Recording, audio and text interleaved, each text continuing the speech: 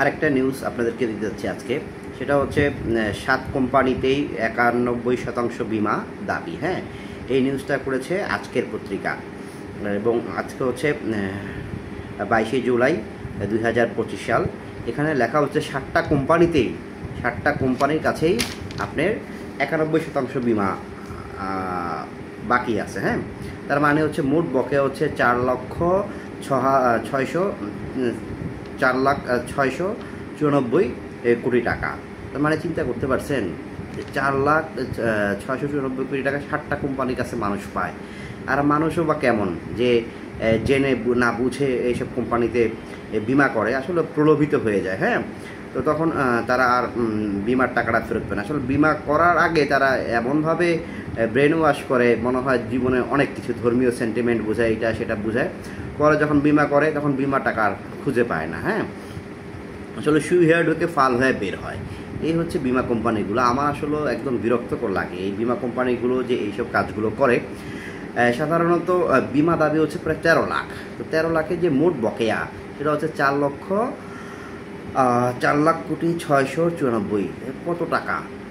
হ্যাঁ, মানে এই যে টাকাগুলো মানুষের ওরা দিবে কিনা এটাও সন্দেহ আছে। সবচেয়ে বেশি পায় হচ্ছে সানফ্লাওয়ার লাইফের কাছে। হ্যাঁ, মোট অনিষ্পন্ন হচ্ছে 99.28%। তার মানে হচ্ছে সে 100%-এর মধ্যে তো সবই টাকা মেরে দিল। সান লাইফ, তারপর আছে বাইরা লাইফ, তারপর আছে পদ্মার ইসলামী লাইফ, তারপর গোল্ডেন লাইফ, ফারেস্ট ইসলামী life, homeland life, progressive life.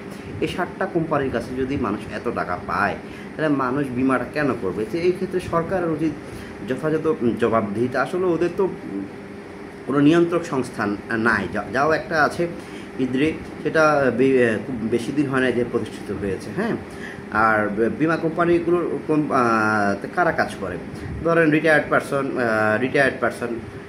পার্সনরা সাধারণত বিমা কোম্পানিগুলোতে কাজ করে, কাজ নেয় বেকার। তো তারা কি করে, মানুষের দ্বারে দ্বারে যে 1 দিন 2 দিন 3 দিন 4 দিন 5 দিন করে করে ওদেরকে বুঝানোর পরে চিন্তা করে, বুঝে যে পারলেই তো আমার লাভ। হ্যাঁ, বিমার কোনো কোম্পানি 40% দেয়, কোনো কোম্পানি 30% দেয় প্রথম বছরে।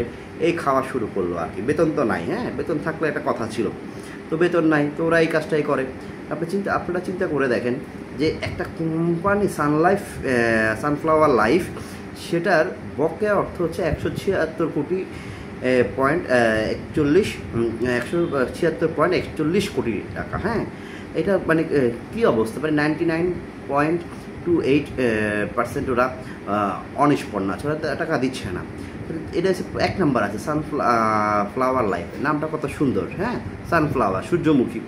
মানে আসলে আমাদের এই বিষয়গুলো না খুব আমাকেও বেশি ভাবায়, এবং আমাদের এই বিষয়গুলোতে সরকারের খুব ভালো নজর দেওয়া উচিত।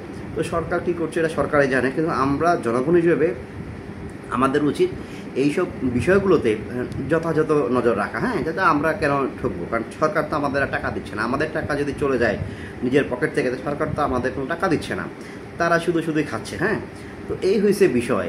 মানে গরিবের ঘরে সুন্দরী বউ থাকলে সবাই খালি খাওয়াই শুরু করে, বুঝছেন? আর আমরা হচ্ছে বাঙালিরা খুব সহজে অতিথি পরায়ণ, মানুষের কথাতে ভুলে যাই।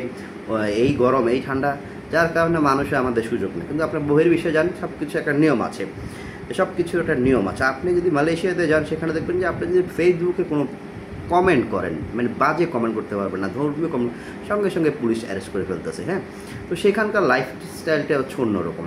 তো আসলে বাংলাদেশে সব ঘটনের দেশ, বুঝছেন? তো আমি অর্থ নিয়ে কাজ করি, যার কারণে আমার কাছে এই বিষয়গুলো না খারাপ লাগে। তারপরও ব্যাঙ্কগুলোতে টাকা রাখলে সেখানেও একটা মানুষ টাকা পান, তার মানুষ যাবে কোথায়, মানুষজন যাবে কোথায়? তার এই হয়েছে বিষয়। ঠিক আছে, সাবধান থাকবেন। ধন্যবাদ।